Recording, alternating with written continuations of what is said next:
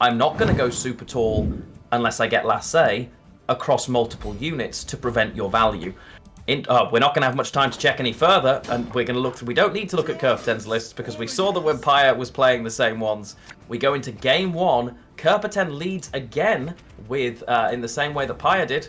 We do see Gedineth, but it's a different opener this time. It is no Skellige mirror match. He is taking Jackpot, and he is taking on Red Coin. I get a sneaky suspicion he may want to try and win this one on even and go for the push of all pushes to take that round control out of the hands of Kerpeten here. Yeah, Kerpeten going on blue coin, Paya actually having started on a red coin, though both started off with a Skellige list to open the game. So rather interesting here, seeing Kerpeten, but of course having the Mask of Ouroboros is always nice if you can use that discard package in round 1. Not that Kerpeten drew into it. We don't actually see anything. We see Morkvarg and the Skirmisher, but no Carl, no Burnabrand, no Hamish Skull. So, no. Not the ideal opening hand, I'd say. Not the ideal hand. And we do see that used. Draws a Dwimviandra, which realistically not the most ideal here. And you notice Kerpeten went for the Morkvarg option here. Now I'm just going to double check. Kerpeten here clicks Morkvarg, potentially for just that extra point of tempo. But he's running Darren, and he's played both of his Darren targets now. He could have taken the 4-point option instead, could have taken the Skirmisher, but I think he feels like he needs that point. Interesting observation for sure. Yeah, if you're going to be playing Darren, you won't be finding value now, seeing that Crow Mother's on the board and so is Morkvarg. So you're going to be discarding something without having it come back onto the board. Or you can play Darren in a different row and simply play him for his point value. But we see a pause here as well, so you're right, that Morkvarg coming out now is interesting about the Skirmisher. I think it's a really nice pass for Kerpeten. He manages to hold on to his Sunset Wanderers and threaten such a gap, effectively saying, you know what, I'm not going to let you beat me on even. I am comfortable with my Wanderers, with my Gedineth, that I am going to find a way to resist your bleed. You're not going to beat me on even here. And that is really interesting. If there is going to be no bleed at all, he is going a long round and drops. Oh my, a long round against Gedineth. That is something. Well, he favours the long round. He took the pass against Nilfgaard, right? He has decided, you know what? I'm not going to fight and try and bleed you because your Wanderer is going to hurt me. I'm going to bleed myself if I do that. I fancy my chances in the long round. But his list, he has no way of dealing with the Gedineth. He just has to remove all of the engines associated with the Gedineth, right? Exactly. Well, that is certainly possible. I mean, this is a very control-heavy list that CinderCat is bringing to the tournament. If he can simply eliminate all of the... Oh, there's Darren coming out now. If he can simply eliminate all of those Crow Clan Preachers, then Gedineth loses its value. But a pro player like Kerpeten isn't going to allow that easily. He's going to try and allow those cards to survive as long as possible. And he still hasn't played one of them, I believe, so he can still get them from the graveyard and get them onto the board a second time as well. That is correct. Oh, so he is playing and getting rid of as many cards as possible, down to 7 here, and also building up his Sunset Wanderer there. So, has managed to thin through his deck. He is now going to see 5 of 8 of those cards, which is a considerable improvement. I briefly thought he had messed up and taken an extra card there, and the Sunset Wanderer was going to hurt him. It didn't, of course, and he is okay. Notable, only 1 Druid currently sat in his hand right now. Fukusha can bring back another one, and may well end up being the play. And Burner coming in to help thin things through. This is going to be really interesting. On the other side, doesn't look like a great deal has been missed, though. So how many of these engines actually end up staying on the board is going to be the big question. Yeah, there's so much removal in the hand of CinderCat. It is scary. We see Horson Jr. ready to come out. Philippa ready to steal. Professor, Horson Jr. Oh my goodness! Oh, and he has to take the... I was going to say, he's gone, he's out. He has to take it because he'd missed bank. He'd missed He drew King of Beggars. He has to take the mulligan. He loses without it. No Savola or anything. He has to take that mulligan, and that is devastating. No. He is going to be absolutely gutted with that. That is the worst possible situation. But it's as much as you never want to take that, right? You never want to take that mulligan. In his situation, long round, he'd managed to miss both of the cards that effectively give him the game. He's never thinning that King of Beggars in that situation because there's no Savola and no bank. He's going to have to try and pick himself up here because that is not going to be easy. It is 1-0 Kerpeten. Oh boy, NoGGforSindikkat right now is currently on a 4-game losing streak against 2 of the best players in Gwent. Could happen to anyone, but oh my, he really is going to have to try and reset. It's so relatable. That has happened to all of us. Okay, so for those of you who missed it, Syndicate has a very powerful combination where King of Beggars is in the deck, and then when you use a tribute ability, King of Beggars gives you all your money back, and then later it pops out so you can use it as a spender. It's your win condition. So what happened was CinderCat didn't draw the necessary cards, so he took a big risk, did that final mulligan, accidentally drew King of Beggars into his hand, making it useless. It's not going to give you any money if you're going to have it in hand, and he forfeited because there's just no way you're winning with that card in your hand. It's just an instant loss. Yeah, it's an instant loss. It's one of the things I was worried about. As soon as we looked at the list, I was concerned there isn't a great deal of thinning here. So consistency, what happens if you miss that? The awkwardness of having to take that mulligan, and he didn't waste the time. There's no, I mean, like maybe on ladder you're playing against someone and maybe you've got a chance, and maybe in an open deck list situation against the kind of, there was just no point, and he knew that. I'm curious to see if he takes a few minutes, goes and gets a drink and just says, I need a minute here. But we now go into game 2. Kerpeten flips onto the other side. So traditionally in that situation, Kerpeten, he's happy, right? He's managed to get his option through. Now he is going, what is he going to take? I'm guessing, well, he's got access to his Syndicate list, so I'm going to say he takes Syndicate here on red coin. Oh boy. Yeah, so yeah, I'm sure that Syndicate is going to need a little bit of time just to cool off here. He is taking... I'd take it if I were him. Yeah, I agree. I think we give him the full 10 minutes at least. Yeah, well, Kerpeten has his Skellige list through. Pyable's next option was Nilfgaard on blue, though Kerpeten is now going to be on red, so he might decide to go for something else instead. In the matchups he's taken on blue, so yeah, I wouldn't be surprised if Nilfgaard is actually the choice here on red and Northern Realms on blue in the next series. He's got Nilfgaard's been banned. Remember, he's got Syndicate again. Why do I keep saying Nilfgaard? I'm still... Because it was the same last time. Because it's the exact same list as Pyable, so it's stuck in my head that it's essentially Pyable again. Yeah, so I mean, so far, unfortunately for Syndicate, it might feel like it. So you think we might see Syndicate on red then? Yeah, and if I was Syndicate here, I would take the Nilfgaard list. Each time that Kerpeten has played against that Nilfgaard list from this way around, for instance in the series against Pyre, it ended up with the Nilfgaard player taking it on blue coin against the off-the-books list. We saw it happen to Syndicate in the last series as well. So it's going to be really interesting to see. I have a feeling that that's the matchup we're going to see right now, or if I was Syndicate, it's certainly what I would take. It's pretty reasonable. Like, Kerpeten doesn't need to play Alumni on red. He's actually more comfortable with it on blue, and so as a result, it kind of narrows down the choices. Syndicate now has to make a decision. Which one does he feel most favoured with? Because he really wants to get... He needs to get a mark on the board, right? Because it's going to be really difficult for him here otherwise. And for me, that would mean taking the Nilfgaard list. We have seen how scary that list can be, because its benefits play into abusing the way that Syndicate can work. It didn't always work that way with Assimilate, but a lot of the time, they're just jamming cards, getting up to 9 coins. And you know what? I can hear music, and I'm completely wrong, and you love to see it. Syndicate deciding, you know what? I'm going to get this Skellige list through if it is the end of me. So apparently not taking that option, has decided to play it his way, and you've got to respect it. Yeah, so we are seeing Skellige here on blue coin. Kerpeten does go for the Syndicate list on red. Definitely wanting to take that NR list through on blue. So this is going to be an interesting matchup. We haven't yet seen the off-the-books list here from Kerpeten. It was banned in the previous series against Pyable. And let's see how this one turns out. Control v control. Okay, and the round 1 mulligans there from CinderCat.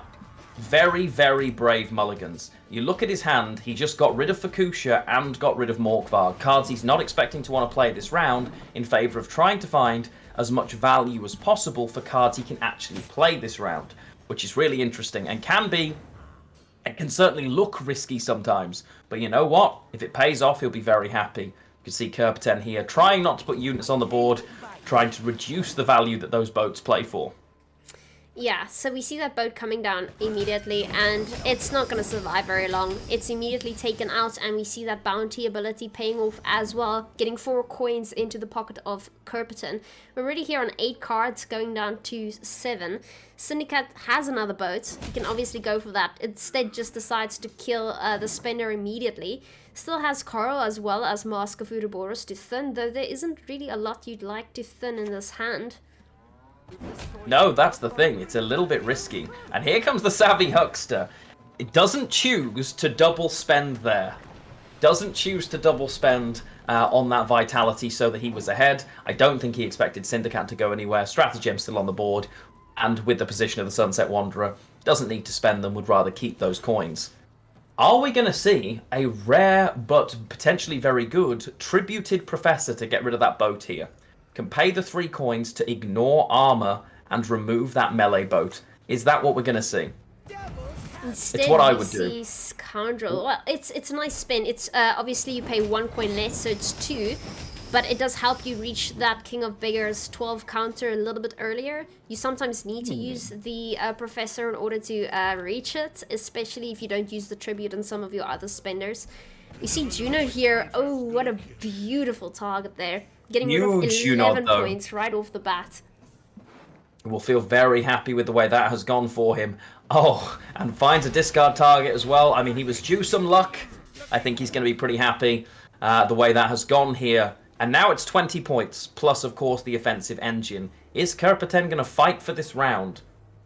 It's going to have to be a big card if he does. I think it would have to be something like the Professor. And he says, you know what? Cool. No worries, I'm out of here. Alright, so CinderCat taking the round, a card down. Now, will we see CinderCat do what he's been doing most of the series and trying to go for a long round? Or is he going to try and bleed CinderCat here? Something that doesn't always go very well.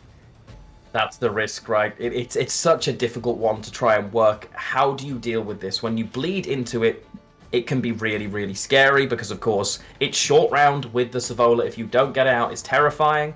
But it's long round, also terrifying. He's mulliganing away here, desperately looking to try and find his options in terms of can he find his, not his Fukusha necessarily, but his Krach for CinderCat, which is one of the things he's been mulliganing for constantly and just not found it. So far, anyway. Yeah, unfortunately not yet. It is a card you'd like to play more than once, so not drawing into it round 2 is really going to hurt. Again, Burner Brown, not a card you want to play right now. You might just end up having to throw away something that's really worth a lot. So that is going to hurt here, missing your discard packages this early on. Yeah, could potentially be really difficult. I don't think there's much of a choice. Odds are on the Morkvarg already in hand, so worst case for CinderCat, he draws a Fukusha and he draws a Crack on Crate. With the cards he's got in hand, that would be very, very painful for him, but we will see. We will see. Are we full scale widescreen? No, there we go, never mind. Oh, sorry about that. It's okay. Cat, you saw nothing, it was just, yeah, ignore that. Light mode overdose. Yeah, it's always the way. We can see red deciding here, and now is the Professor. Takes the Professor and removes that threat. No spender, notably, though. And in the hand as well, spenders are, well, effectively Philippa is there. Could potentially take a Philippa next turn. And we do, please don't do what I honestly thought he'd just drawn them then. I thought he'd just drawn them. So that, I mean, that makes sense. Not surprised. The lock, as valuable as it is at a 7-point body, there isn't that much in the way of cards worth locking, although Witch Hunter could be quite scary now for CinderCat to have to deal with, but that could have been worse. If he draws into Crack there as well, I could genuinely have seen him just going, you know what, I'm out, I'm done. Because that would have been very, very difficult. I mean, if you're going to take the risk, right, it's high risk, high reward, and unfortunately, sometimes the price you pay is worth a forfeit. Yeah, I think CinderCat is desperate to draw some of these cards. I'd be too, especially going into the bleed here. Again, not the card you want to see there. No, it's not. Whale Harpooner, not ideal at all. Although, again, the cards he'd want to buff, only one of them is in hand. Finding this crack so late for CinderCat here feels difficult, but getting the Wanderer down on the board gives him a decent gap, at least point-wise. Has played very well here as well to try and avoid the damage from that mage, and we actually see Kerpeten choose not to tribute it there, I believe. Yeah, I don't think it's necessary per se. Would only have done 2 damage. It wasn't worth doing at all, even though he would have got the coins. In fact, no, just didn't have enough coins to do it. My apologies. Didn't have enough coins to tribute it anyway, and chose not to, for whatever it's worth. I mean, this list has a lot of potential tribute targets, so Savola, Morilsi, I believe Graydon as well, so you won't run out of potential tribute targets to get King of Beggars out onto the board. So CinderCat now ahead by quite a bit, but still... Yeah. He needs to be careful here. He doesn't want to lose on a cower down. We see Morilsi coming out there. And tributed, I'm guessing, because he's just paid the price for doing so. Goes for the destroy off for pure tempo as well. His hand is not great here. He's almost threatening that he's going to take back over. It's a little risky because he has 2 cards that between them are playing for nothing and no real spending options at all except Savola. I think he's going to have to... Well, in fact, he is definitely going to have to give this Savola, but it's not going to get the King of Beggars out here. That is not a great spot for him. We see the Witchfinder coming down here, but nothing really that can actually benefit from it. We have another Slander in hand. We have Kurt. That's it. But of course, CinderCat does not know that. So No, this is Kerpeten getting a little bit desperate here. He is trying to figure out how far he can go. CinderCat decides to go for the pass. And the pass there, he's got to give the Savola, and it will actually bring the King of Beggars out because he tributed the Morilsi. So this is a huge amount of carryover and points going into a 5-card round here. He spends just enough. Has to spend again. Yeah, okay, that's fine. Spends just enough there to get out. I think that was a good bleed here coming from CinderCat, if I'm going to be honest. I think this was a very good bleed because we got that win con out. There's not a lot here that can actually give points from Kerpeten's end. I mean, the Witchfinder already came out. You now have your basic bronzes and a card or 2 that was missed earlier. Real Decree is very nice there. We'll see what was missed altogether. This hand on CinderCat not looking much better though. I mean, he has last say, and he's got double removal, so it's, I would say he's going to be feeling a lot better about this situation. But there we go. Graydon, and we've got Horasan Jr. I suspect we might see that Graydon coming out. It depends, because there's already a spender on the side of Kerpeten as well as a bounty. He's missed crack again, though, and again, no crack on crate, which for this list can be really difficult. But again, you want to find it early. Later on, it's not as valuable. That's the problem, right? That's a problem. Very unlucky, especially since you actually have only 3 cards left, went through the entire discard package. We do have Haymay's Scald and a Skirmisher that's going to play for 8 points. Not bad, and might still draw into something of value. Might make a huge difference in a shorter round like this. I'm just curious here. Do you ever Morkvarg that to damage it once and leader charge it? I mean, that's exactly what we see. That's exactly I mean, it looks weird, right? But you know you have last say in the boat to kill a solitary spender here. Kerpeten, it's not amazing because he's not going to have any spenders here at all. Because he's threatening to go, oh god, he draws into the Purifier. Oh my word. Okay, CinderCat was due some luck, let's be real. CinderCat was due some luck here. This is actually going to make a very big difference. That makes a huge difference. That takes a lot of value away there. But we're going to have to see a spender coming out here. I mean, you have to go offensive spender now. You have to. Yeah, he has to go for offensive spend. Because if he goes defensive spend, he knows the murder boat is in hand. He just knows he can't do that, right? So 5, 6 plus 3. That's going to be 11. It's enough. It's enough. CinderCat takes the game. Oh, okay. CinderCat is on the board and will feel pretty good about that there. Ends up being a good pick for him to take that list. Gets the round control. Bleeds really well. And I think the bleed was what won it for him in that situation. It is 1-1. Okay, well, I mean, CinderCat was due a little bit of luck. I wouldn't call it luck to draw Pallor when you have 3 cards left and you still miss Krach. But I'm happy for him. He got his win now against Kerpeten. He still has a fair chance of taking this. Now it's one It each. does. It's one each. It is. Will we see Kerpeten taking Northern Realms on blue and then maybe going for Syndicate on red again? What do you think, Lionheart? I think so. I think Kerpeten will want to get that NR list through on blue coin now. He'll be. It's going to be interesting to see what he comes up against, because the two other options, of course, you've got a jackpot list, which I think CinderCat would rather get through on red coin than on blue. So I think he'd want to queue that. Is he going to want to take the Nilfgaard list to try and... This one's tough. This one is tough. I think his Nilfgaard list is slightly better on blue coin, and he'll feel more confident taking that slightly later. It's going to be really interesting. I do expect to see alumni from Kerpeten's side, though. So if we were CinderCat and we were expecting alumni on blue, we being red, we already got our Skellige list through, so there's still the option of taking Syndicate, and there is the option of taking a Nilfgaard. So neither of those lists have got low value removal, but Syndicate seems to be able to deal with it a little bit more efficiently. Professor, Marilsi, Freak Show, Poison, Salamandra Mages paired with Horse and Junior, stuff like that. Feel like with Double Cross, though, you've got a single lock, a single joust, and probably prayer. I mean, so if we look at the it's just history, trying to do it better, right? Yeah, I mean, true enough. Most Nilfgaard lists were banned last weekend, but when that was the case, when Syndicate and Northern Realms faced off, Northern Realms just won every time. Even if Syndicates won on even or around a card up, they would go into a short round 3 and those alumni would just wipe the board. So, and that's the thing. Alumni is very scary, and the fact that it's not banned here on the side of Kerpeten says a lot. Yeah. So I'm curious what CinderCat thinks can actually beat Alumni, because he's going to queue that right now. He's either going to go with Syndicates because of control, or Nilfgaard because he thinks he can play Alumni better than Kerpeten can, right? You try and steal those cards from the graveyard, try and get Shani out. A lot of ways of going about it. I mean, it's possible.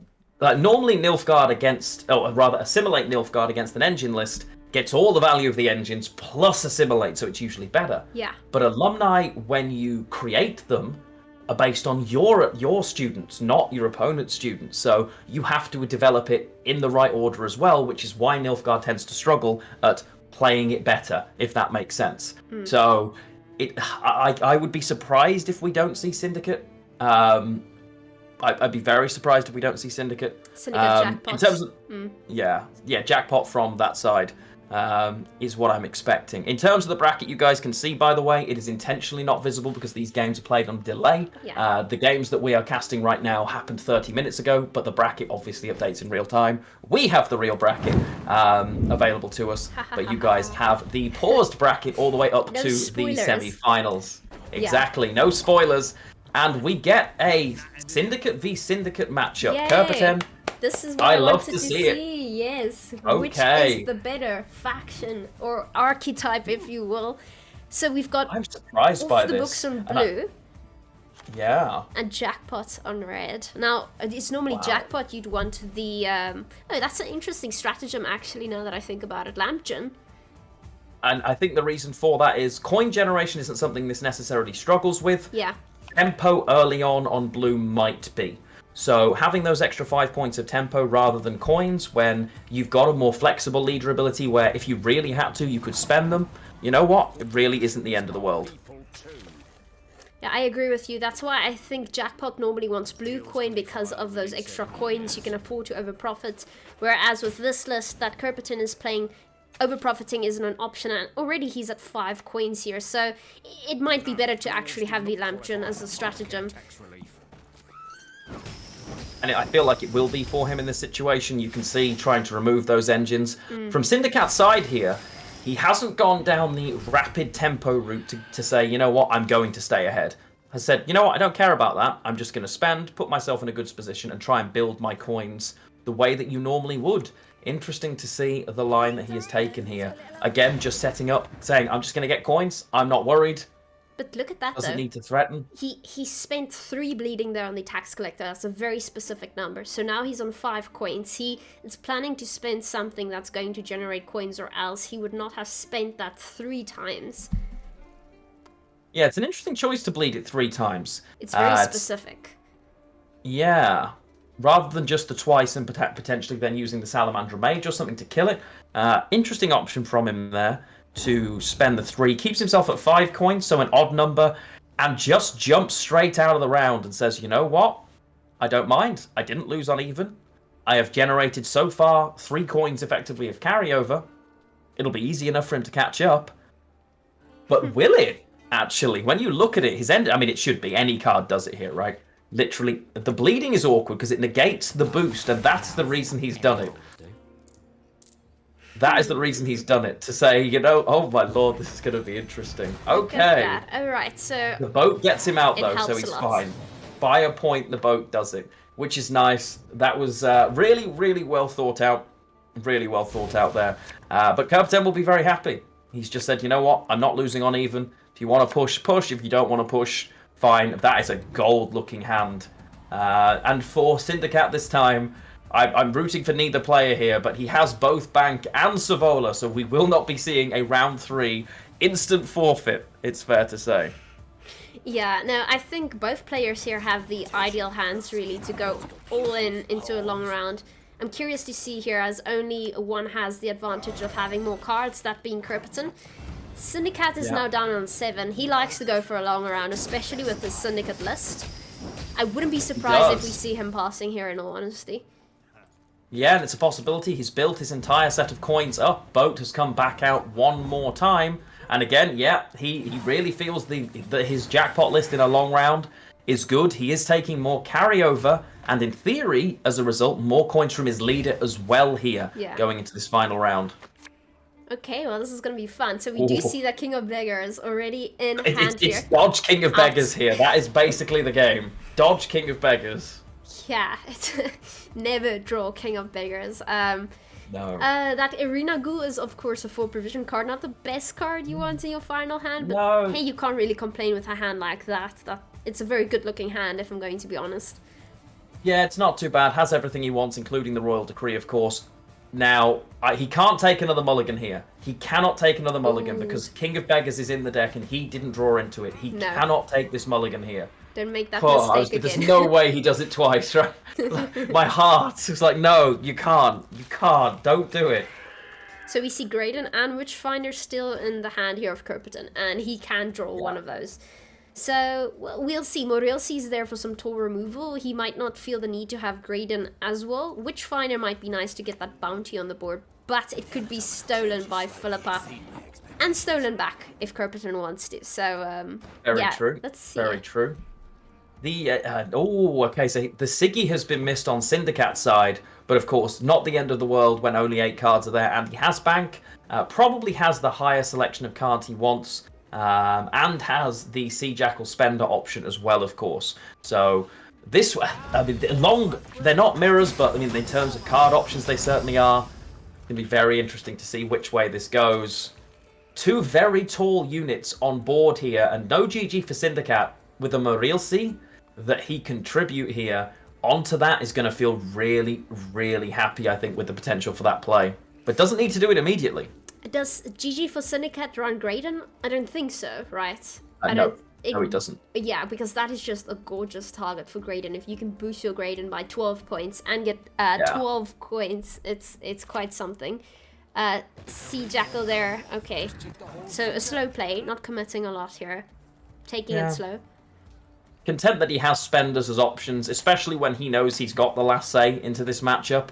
He knows that he can play his cards last and potentially sort of support that single spender, keep it nice and safe, doesn't have to worry too much, doesn't need to instantly start committing value when counters are available to that value, right? Exactly. You don't want to place a lot on the board here, as it A, will be killed, B, stolen, or... yeah, it's not good. So I suspect Witchfinder is quickly either killed or stolen. It depends how much Kerpeten values this, because it's an engine. I think the only other card you really want to steal is going to be Horse Sun Freak Show. Yeah, that's a scary steal. Instead, just cleans it up with the Junior. Not hugely surprised to see that, but it does, of course, leave the ability to kill that spender here with the bounty.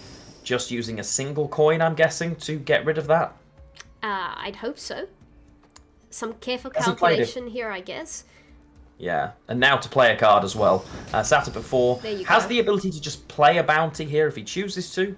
And again, pair that even further. Could play the Kurt, but they're quite low value bounty targets, really. It's just cycling through and removing things from the board, right? He's going to want to hold on to those a little longer if he can. Yeah, you have to ask yourself what better options are you going to have for bounties. Potentially Savola's Frightener, or maybe a card that grows tall. Yeah, I don't think you're going to have never a lot sees of the Frightener. options. Yeah, that's the problem, right? So far, Kerpeten, again, when you go into a long round, one of the things in a mirror of some effect, if you can establish your cards first, often it can be defining. He has his units on the board to start doing the damage, and while there is the reaction possibilities, oh wow, you can see Siggy right at the bottom of the deck there. Not going to feel good. Still takes it, because of course, why wouldn't you? It gives you all those coins right back, but that is the worst possible Siggy he could have found, even though it is a Siggy 10 and still boosts itself by 1 as a result. Yeah, I mean, it's not bad. At least you have access to Siggy, and that's about the only card you missed as well. So, all in all, CinderCat can't complain here, as Kerpeten has missed 2 crucial cards instead of 1. Yeah, so CinderCat now has 9 coins in pocket, also has access to that leader charge, hasn't used it yet, so that's a lot. A Sea Jackal would have helped there in the end, certainly would have helped, but instead we see those coins being used with Philippa. Now, you might ask, why steal a 5? Well, that 5 with Adrenaline 5 will actually be giving you coins every time you use your tribute ability, and that's why Kerpeten goes right and steals it back. It's so valuable. It is very so nice. Valuable. It's one of my favorite cards in the new meta, with off the books being a thing. It's just a nice little engine to have on the board, a passive card that awards you for paying tributes. Yeah, completely. I don't know what the counter is on King of Beggars. I think it's 8, which is perfect, because I think he paid the tribute on the Scoundrel, paid the tribute on the Mage as well, which will have paid through and taken it down to in Savola range. Of course, he does have Muriel C as well, if he wants to do that. No worries for CinderCat, because he's playing Jackpot. So they both should be able to do that. It's a huge gap right now, and only 1 card difference, but 1 card really can make the difference here. And I think we know the next card coming out will be a Rapid Purify, as a guess. Oh, I would certainly purify that Scoundrel. Do not want to see it killed anytime soon. Definitely not worth that. This will be interesting, because his Professor right now effectively either goes onto a Philippa, or he can just leave it on a taller target, because it doesn't matter, right? Exactly right. Is it going to go on Scoundrel? Yeah. Oh, it is. Now, that's a little bit scary. For him here, because he's now got to work out what's killing it. Could use the Muriel C to kill it, or could potentially... Has he got enough coins to kill it with the Freak Show? Not immediately, right? That could be awkward. I mean, this could be very awkward. He could spend his leader. It wouldn't really matter, because you'd have enough to use Savola, King of Beggars, who funds you. Yeah, I suspect we might see that horse on Freak Show coming out anytime soon. You just want to keep it for as long as possible, because you know it's not surviving much longer after that. Both players' hands are exactly the same, by the way. Yeah, they are, yeah. But very different situations. I actually think CinderCat is in a slightly better situation here, even though he's points down. I think I would much rather be him.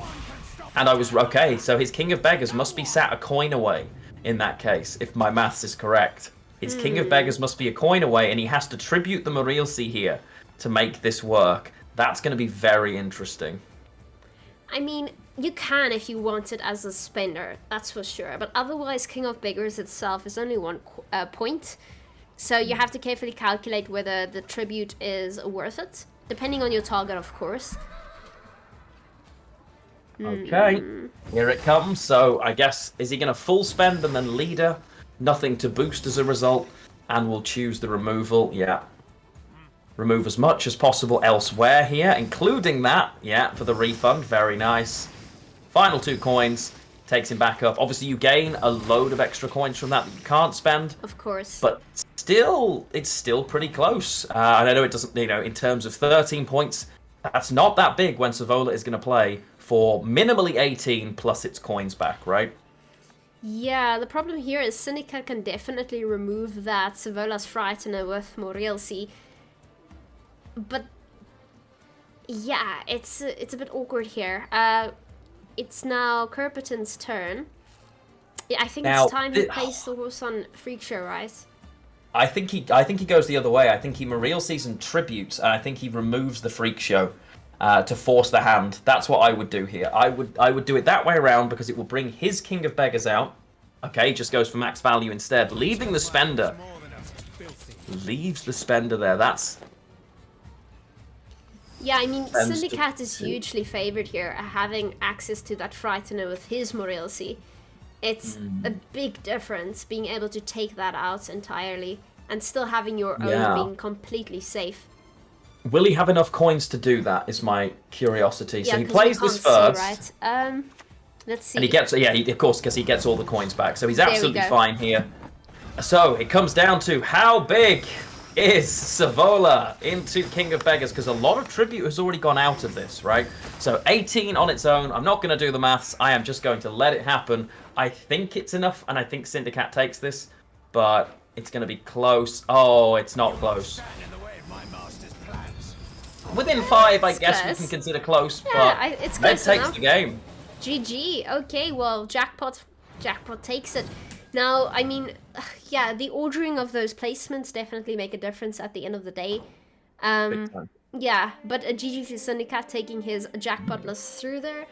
CinderCat now only have one list he needs to take through, and that would be his Nilfgaard list, I believe. Nilfgaard on blue coin. Which is where he wants it, actually. Yeah. He wants this list here. Now, CinderCat's in a really good spot, because the Nilfgaard list into that Syndicate list on red will be pretty happy, because it generally is a pretty good matchup. Against Alumni, well, we know it doesn't do well against Alumni, but Alumni does want the other coin, so this is going to be really close. It's going to be pretty tough for Kerpeten here now. All of a sudden, after that really awkward opening game, CinderCat recomposed and doing very well. Yeah, hey, CinderCat still has a fighting chance here. So does Kerpeten. Yeah. Very curious to see what Kerpeten now takes. He is going to be on red coin against Nilfgaard, so he can either go for CinderCat again, or he can go for his Inspired Zeal list on red coin against Nilfgaard. Sorry, Water. He needs to decide which list is going to give him the best chance of taking Nilfgaard out twice. Which coin does he want for which list, right? NR is probably favored on blue coin, in my opinion.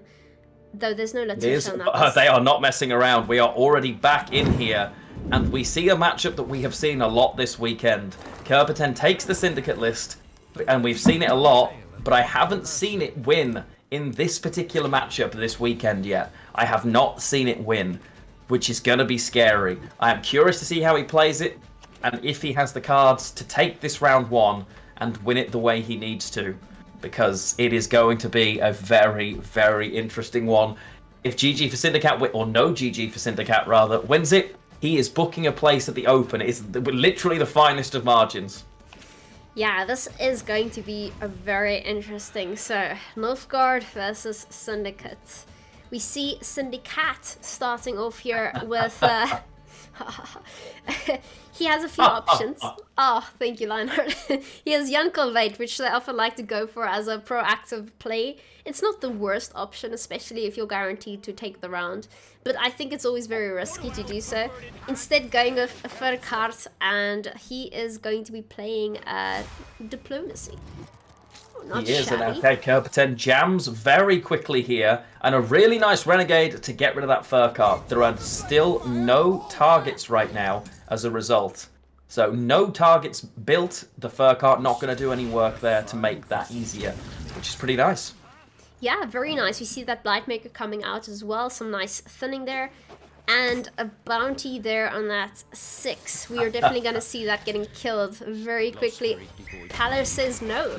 Paler says no. Paler finding some value. I mean, it makes sense seeing that these sort of matchups were anticipated beforehand, and getting rid of a bounty or a poison can be quite valuable given the circumstances. And indeed, and will CinderCat make the decision here? He does. He drops it and says, you know what, I am winning this round. I am now 25 points up here.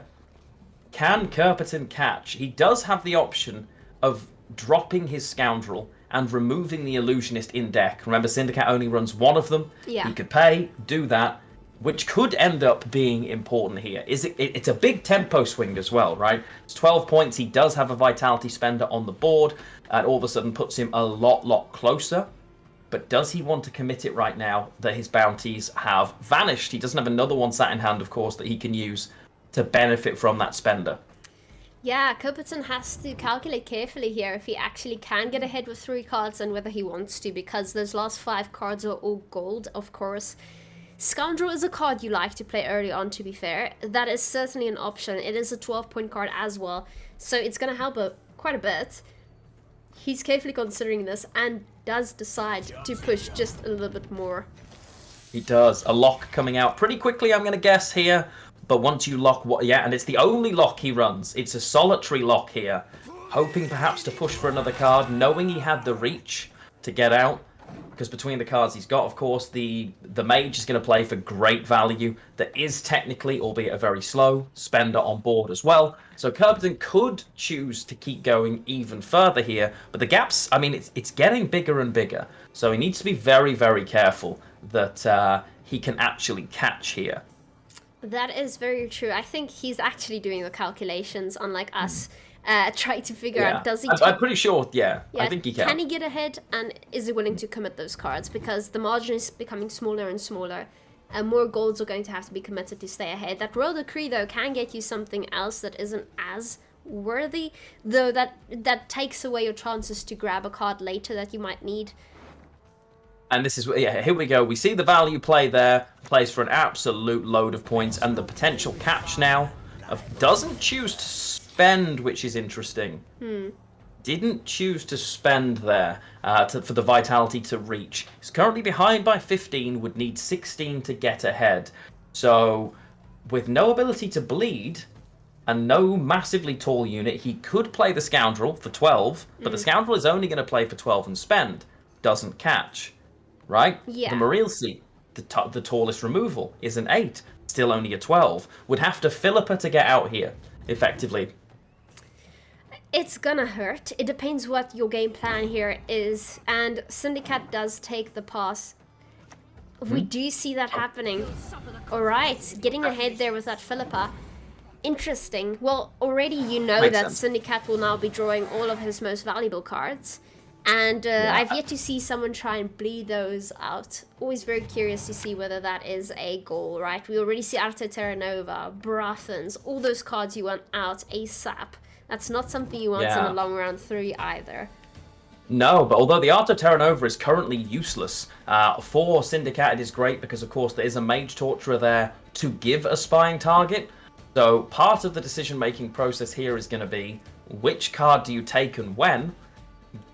He was very keen to win that round, Kerpeten. So he's looking at it, he's hovering over that. He wants a playable hand all the way down here, and I think he's considering mulliganing that Savola because he knows he can get it with Decree if it comes to it. I think he wants another playable card. Well, time is running out. Kurt. That's a nice card to pull, though. That's a very nice card to pull. That is quite a play hand. Well, if he commits any of those cards, that's an indication that he's going to go for a hard push, perhaps for the 2-0 even. No question. He does it. I think he has to. I think he has to go for it here. And now is when he plays it. Does he grab the Illusionist or does he try and brick something else instead?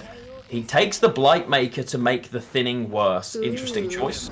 I like it. It gives him info, right? Which bronzes don't you have? Which is info. So he now knows that the Mage Torturer is sat in CinderCat's hand if he took note of that, which I'm sure he will have done. So he will know what he's playing around bronze-wise now. Yeah, exactly. That's the nice thing about Scoundrel. It does give you a peek into your opponent's deck, and he can see that CinderCat did keep most of his cards in hand. He can see exactly what bronzes are not there after all.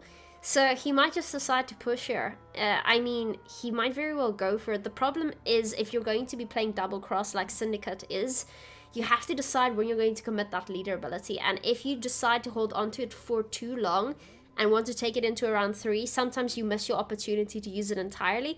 Rarely happens in the upper ranks, but it is still a possibility, and it's something you want to force your opponent into if you can. Yeah, sure. Strategy-wise here, the Mage Torturer is really awkward for Kerpeten right now. He has no ideal line. because he can't give it a bounty.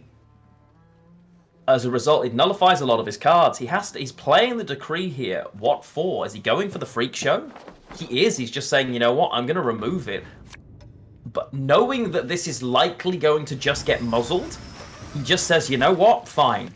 I'm going to commit it now, and I'm going to stay as far ahead as possible. It's a huge card to commit in this situation, but knows he can't not commit it, if that makes sense. Yeah, I know exactly what you mean, and it gets muzzled immediately. I mean, he was expecting that much, and finally he has a target. He can play Witchfinder. Not shabby. Not shabby at all. So now we might see that Graydon coming out. Morel see there are many options here to take that card out quickly. I see that getting stolen potentially. I see that getting stolen and being played in round 3 if there is a round 3. Yeah, which is what we've just seen.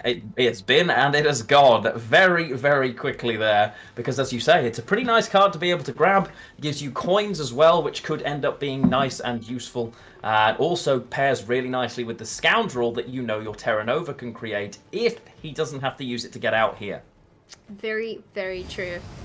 So I'm curious to see what we see here. Is it going to be Graydon? Graydon. Yeah. And we do pays see as well. Interesting. Pays that tribute with the Graydon there for the extra boost. Goes for the tempo. 5 coins, albeit I know he gets them back for just a boost of 4. But right now I think the tempo is probably important. Kind of needs to be done. This is looking very good for Kerpeten, if I'm going to be honest. Because right now Arte Terra Nova is going to struggle to get a target here. There isn't really anything... It has, well, it's got one, right? It's got the Scoundrel now. Yeah, it has a Scoundrel, with the option to take out a bronze, of course. But the thing is that there isn't any other options to give more spying statuses here, so that's your only option. It is a big card, but it can also be killed. That's the problem. Morelsi is more than happy to take it out. And plays the leader as well. So leader is now gone, goes for the tempo swing. Doesn't have the coins to make any of these worth, but obviously I think the Professor doesn't have a 4p target. But we do still see the Professor, of course, and we get the pair there. Oh boy, okay, so that is just going for some value and some damage there. Threatening potentially, let's say he briberies into a junior. Oh my word. Bribery into junior could... no! If he briberies into it, he's non-devotion himself and therefore wouldn't be able to hit it. That is very true. It's not a boosted card, and therefore it won't work. No. Okay. So maybe that's fine. Either way, the threat is there. Kerpeten's still ahead here, but hasn't been able to gather the biggest pieces of the puzzle, right? The biggest pieces of the puzzle aren't there. Oh, he could find Graydon. Oh, my lord, he could find Graydon from bribery. Oh, that just feels unpleasant. No spender on the board, though, for Kerpeten is a bit awkward, because he can play this Professor, sure, and he can remove the threat, which is what it looks like he's doing. Yeah, we see that Professor coming out onto the other Professor and killing it. Doesn't it will overprofit is the problem. Yeah, doesn't kill it yet. Is he going for the very sneaky, and I'm going to say patented Shinmiri, soft push into cheeky 2-0? Is he going to jam Savola next turn and just go for the full spend? I wouldn't be surprised. He needs a spender before he can pull off that kill on the Professor, else he just vastly overprofits. Though. I like it. Ooh. I like it. Ooh. And that's a good point. Kerpeten, of course, isn't actually running Junior. He replaced it with Scoundrel, so it would be that as the threat, right? Yeah. I can see him doing this here. I could genuinely see him jamming it and saying, you know what, you've set your engines up too late. No bronzes to copy for value either for this Brathens. So he does have a backup. He is running an Emissary, so it's not going to be a useless card by any means, but it is not the same value as the Assimilate, right? It's not the double Assimilate proc.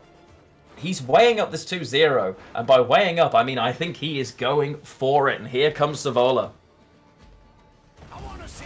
Alright, and we finally have a spinner. Scoundrel takes out Professor, gets 8 coins. Not bad. Look at that point difference. Yikes. All of a sudden, it is now hit, and this could be really challenging. Obviously, there's a lot of points in the Terra Nova. We know it's pulling a 12, and you have got coin synergy available, right?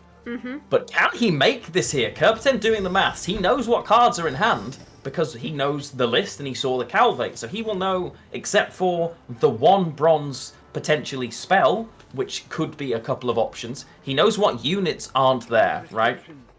Yeah, the only problem here is that Morilsi is not going to get its target because CinderCat knows exactly what's in that hand because of his double cross ability, so he's not going to play Scoundrel right now. He knows he's going to get killed. So Kerpeten now has to decide, am I going to use my Morilsi and go full on for that 2-0, make you play all your cards, or am I going to hold on to it and make you play all your cards anyway? It's a really tough choice for Kerpeten. I mean, the Morilsi plays for 8. And then there's 5 more coins to potentially spend. He is up by a lot. I think if he goes for it, I think he wins. I'm pretty sure he does. I can see... Oh, he's obviously going to be worrying... In fact, Bribery's gone. He knows the 2 cards. I think he's got to do it. I think he's got to do it. I did not have this down. I didn't think he goes for it. And I think... Oh my gosh. Removes the bleeding spender here. So removes the way of spending as much as possible. And I didn't... Oh, my muzzle allows you to, of course, muzzled units gain spying. How am I missing this? We completely missed it. There. Okay, well, I forget that muzzle does that. Is that much better? But I don't think it's enough. I don't think it's enough. It's not much better though. Scoundrel would have given you a 12-point card with a bronze. This gives you a not spender. Even close. It's not, is it? Wow. Yeah, I mean, he had GG. another 10. He had another 12 points there that we didn't see. So it was closer than it looks, but in reality, it is not. It comes down to a game 5 to see who is going to book their place in the Open. Who is going to book the 4th seat. Whew. I love games like this. I love esports series. It's always fun to see Nilfgaard versus any other list that requires calculation because the options are endless and the pros play these so interestingly. CinderCat again going for that long round. It again bites him. It continues to bite him. It doesn't seem to be working. Well, I think CinderCat knew their round control. He'd given himself enough of a gap and was worried that the threat of the Philippa put him in an awkward spot, couldn't play the 4 cards he'd got left. Kerpeten knew that he has to bleed there. Kerpeten loses round 1, I think it's game there. I think that's how much that round matters to Kerpeten, which is why he commits the Philippa so early. That switch ends up being worth it, and that cheeky slow push, the soft push into that 2-0. Am I going to go for... Am I not? Yeah. You don't know. Yeah, that's the thing, right? And now it's Kerpeten... Blue coin, Northern Realms, highly favored on that coin if you want to play Northern Realms. That is CinderCat, on the other hand, is going for his Nilfgaard list. So again, Nilfgaard, this is his final shot of taking it through on red coin this time around. Yeah, this is a crucial game because you have to try and intercept those mages, but you also want to steal the mages that are growing yourself. You want to replicate that real quick. It's a very tough one, but... It's a bit scary. Wouldn't want to be Nilfgaard here. No, I wouldn't either, if I'm going to be honest. It's doable, though, right? It's doable. We've seen Nilfgaard play your cards better since Nilfgaard has been a thing. So, it's going to be a very interesting series. It, of course, comes down to alumni. It always does. But the thing is, Inor has won almost every game. So, I'm going to go into this blind. I'm going to pretend like alumni isn't extremely strong. I think both players stand an equal chance. I'm curious to see how this plays out. Hey, Nilfgaard can do it. Nilfgaard can do it, right? It all depends on can you get it early. Yeah, if anybody can do it, it's Nilfgaard. It's not CinderCat, believe it or not. The round 1 draws make a big difference here.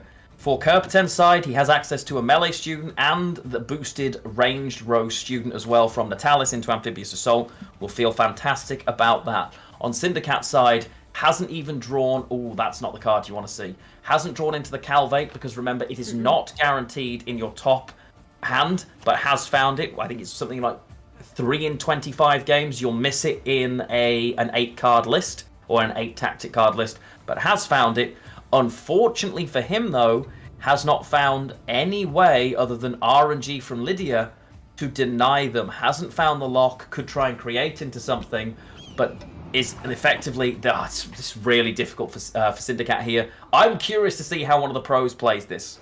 Same here. Honestly, the Northern Realms setup is looking rather good. we're going to see all those mages coming out here on blue coin. They're going to start accumulating patience carryover.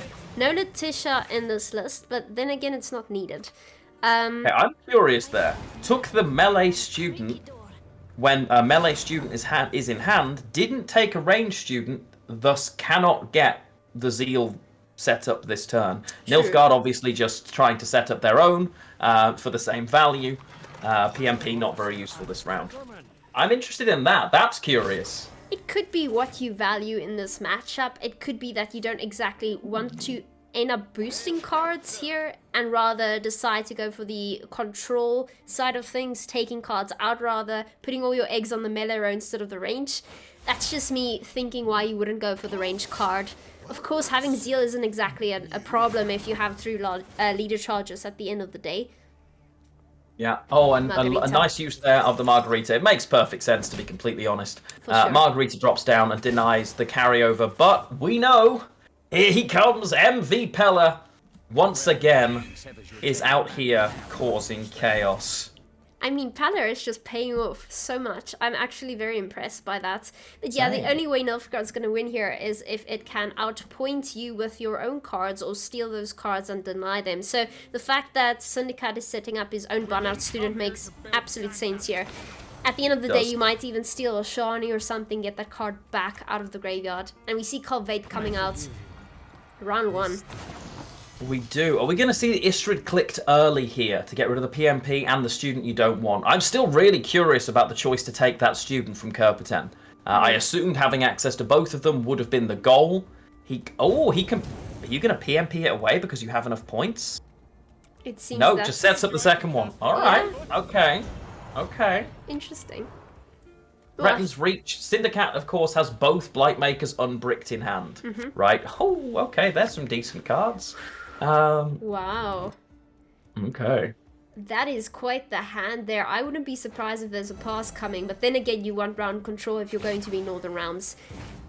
And we see a pass from CinderCat. So, I believe CinderCat has the melee portion of the tail created. His student is up there at 4. It's now the range one for the other side for CinderCat. Did manage to get one all the way to 3, and then it got removed. But no way to protect them this round unless he tries to draw one from AA, right? Exactly, exactly. This is curious. Hey, he is fishing through bronze specials. I mean, on the plus side, he has got a bronze unit, of course. He can open up with his boosted Rathard's Vengeance, give it a cheeky zeal, play the mage next to it as well, and try and cycle through that. That could work very nicely for him into a push or a bleed here. But there's always that risk of what then. He knows the cards that will have been drawn and has a rough sort of guide on the hand and where it's going to be, right? Oh, and draws, obviously knows it's the Yennefer, takes that risk. Shani straight back out here. I like that. I like that because you actually have a lot of accumulated carryover with this list. If you go into a short round with NR, you're still in a very good position, believe it or not. We immediately see that muzzle coming out though. On not the surprised at all. Student, not on Shani. Yeah, that's true. You could see Kerpeten quite frantically mulliganing there, desperately looking for the chapter of Wizards, and just finds PMP after PMP. He's not going to be happy with that at all. Could genuinely see a potential muzzle to bring that card back just so he can PMP it and put it back in his own graveyard. Well, it's going to be difficult to play the Palo though because, yeah, he hasn't played it yet, right? Palo would still be in deck, and it's not something you can tutor with Amphibious Assault. No, I don't think he will. I think he'll PMP the Locked Mage. That will put that back into the deck in the hope that he finds something else. Ooh, nice Yen target, though. They are not messing around here. And I'm feeling like practice makes perfect onto the Locked Mage would make sense. I would like that, actually. Well, it's doomed though, remember, so it disappears. AA instead. Ooh, okay. Just goes for the threat and says, I am going to have my Zealed alumni. No hand read for CinderCat on terms of what's in the hand at all, remember. Other than probably that the Chapter of Wizards has been missed because it would have been dropped a lot earlier than now if it was in the hand. I mean, this is beautifully being played because we're just playing bronzes here on the side of Kerpeten. it doesn't matter. All of them are getting carryover in the form of alumni, whereas we know that CinderCat is going to have a lot of gold cards because of that Jan Calveit commitment. I can see Kerpeten playing at least 3 more cards before he decides to opt out. He can even pass at some point if he really wants to, keep those cards ticking, but I would push a lot more to get out those valuable golds from CinderCat's side. Yeah, it depends on what he chooses to do here in terms of leader. It looks like, okay, so he's played Necromancy right now, Zealed to remove that, but does leave a good target in hand for CinderCat in the event that he wants to do, to use this leader now. So he does still have a decent option in his hand. And I think whether he clicks it or not will make the decision here for Kerpeten of how deep he goes, but commits a big card. We get a Brathens here. Yeah, I mean, that's something you want to see now rather than later. Definitely going to replicate a student. Oh, decides to go for Caraballisto then. Interesting. Doesn't want to get carryover in the form of a student, rather wants points now to get ahead instead. Yeah. Goes for And a there's the Alumni PMP. here. Nice, very Okay, nice. and the Zeal is already there. We can't see the total numbers, remember, but that means that the one student is on 4 already. We knew the melee student was on 5, and there we have the current rate. With them still active, is he going to choose to click the boosting student now to keep something alive and threaten tempo? Possibly. It's a possibility. I almost don't see the need to click it yet, unless you're going to shuffle another one back using Practice Makes Perfect. Yeah. Perhaps on the 4, I guess. Does use the 4 now. Okay. Oh, it's a good job we know it's open deck list and that there are no Ignis or Scorches. That, to me, signals Kerpeten saying, I'm passing here. So, if I was CinderCat, I'd be looking at working out, can I get ahead in this turn and keep my card, even at the expense of leader? Because using both of them sort of says to me, look, I'm out of here. I don't think you can make the 20 points. But with leader, he will make it very easily, so... Yeah, but getting leader out round 2 is very ideal. I mean, obviously he's going to get a nice card as well, which and is he does. Garrett. Oh. Yeah. Yep. Perhaps a bit. I mean, Okay, that's and a great bleed. Oh. It's very, very nice for him, because he gets out by 2 points here as well, right? Is he ever going to hold this and just say, you know what, there's no way, right? He has to click here and just take the +6, I would say. He has to. He has to. Yeah, okay. PMP doesn't work in his favour here, because while he does have mages, it's not worth doing. And now he's ahead. So now for Kerpeten, there's a choice. He could PMP the 4 in the hope that he grabs another alumni here. Yeah, but then he's locking himself into a round that could be a little bit awkward. Exactly, that's the problem here. You don't. If you're going to go into round 3, having no alumni left isn't exactly ideal. Then again, if you can have Shawnee again, that would be nice. If we go down all the way to Gerard and use Shawnee next turn, yeah, it could work in your favor. And I think knowing that CinderCat has access to Terra Nova into a Shani is pretty scary on CinderCat for Kerpeten, because he knows that's something that they can do. I think he plays here.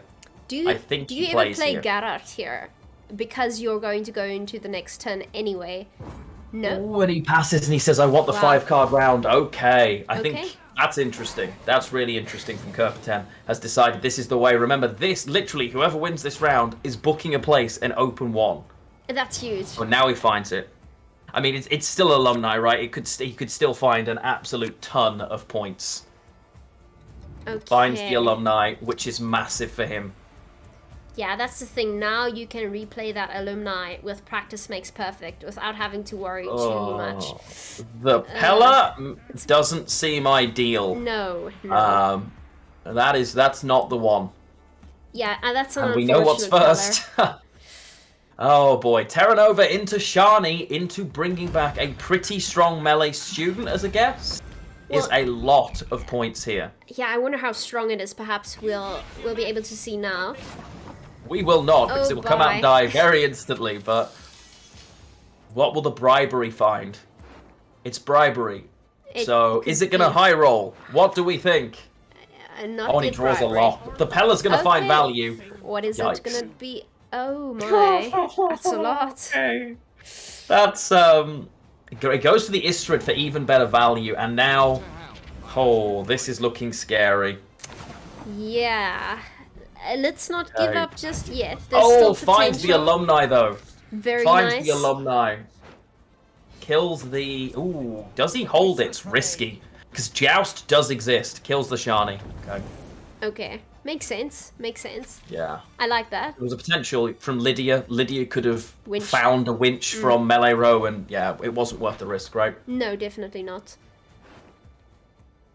Instead, oh, okay. Are we going to see our own...